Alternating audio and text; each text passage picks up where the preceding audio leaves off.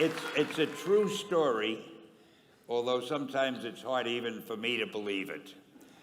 But we had already done the Fantastic Four and I think maybe the X-Men, I can't remember the order, but my publisher came to me and he said, Stan, I want you to come up with another superhero. So I said, okay, went home, and when my publisher said do something, I'd better do it because I wanted to keep my job. I thought, what can I come up with now? And the most important thing in a superhero at first is the superpower. Once you get that, everything else comes along. So I thought, what power will I give a new guy? And I saw a fly crawling on the wall. And I said, hey, if I could get a superhero that could stick to walls and crawl on them, man, that would be cool. And no, I'm lying to you. I don't think the word cool was in use then. I probably said it'll be groovy. I'll never lie to you. So I thought that was good. Now I needed a name. So I said, well, let's see, Fly Man, Mosquito Man. I got down to Spider-Man. Spider-Man. It just sounded dramatic. So, okay, I had my hero. I had his power, his name. And then I figured, just for fun, I'm going to give him personal problems. Because except for you people who that your lives are perfect, but most other people have personal problems.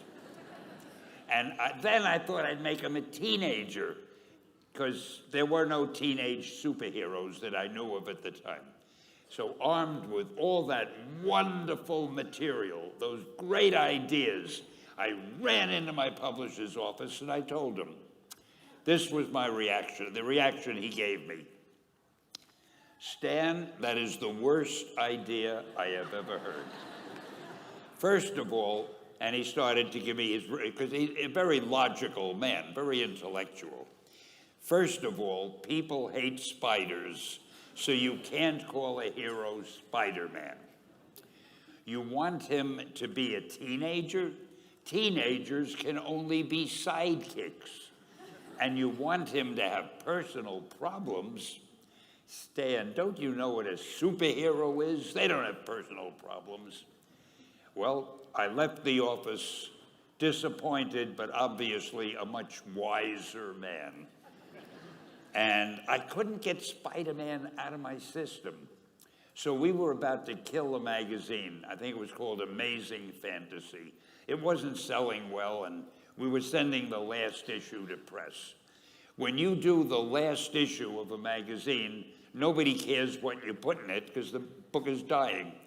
Just to get it out of my system, I put Spider-Man in Amazing Fantasy, featured him on the cover, forgot about it. A month later, all the sales figures came in. My publisher came racing into my office. Stan, you remember that character we both loved so much, Spider-Man? He said, let's do him as a series. Now, why am I telling you this? Besides the fact that I have to kill a little time.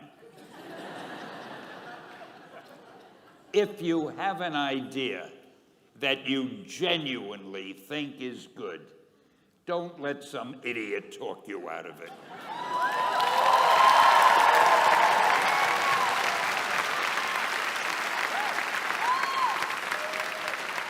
Now, that doesn't mean that every wild notion you come up with is going to be genius, but if there is something that you feel is good, something you want to do, something that means something to you, try to do it.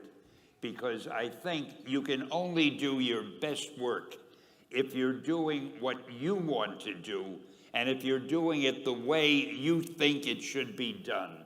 And if you can take pride in it after you've done it, no matter what it is, if you can look at it and say, I did that, and I think it's pretty damn good. That's a great feeling.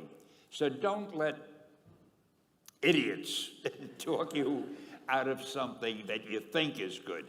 By the same token, that doesn't mean every single thing you think is good is going to win a prize. Got to have a little judgment there.